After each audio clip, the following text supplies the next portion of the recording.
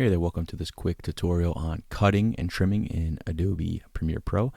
Okay, so first of all, I want to orient you into the tools here.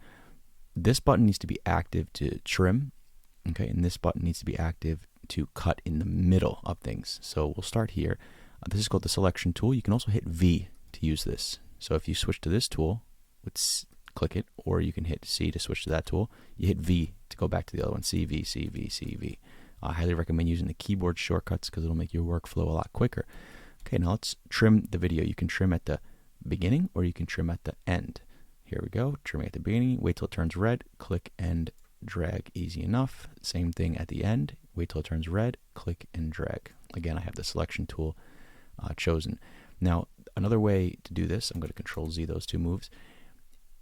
If you notice when I drag this forward, I created this gap here. That's kind of annoying because I got to grab this and drag it all the way back. So what I can do is when I go to trim this, I just hold down the Control key and see where it turns yellow?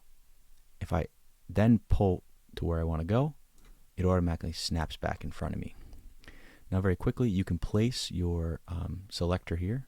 See it's moving up there too. You can place that and then trim to where you want to go.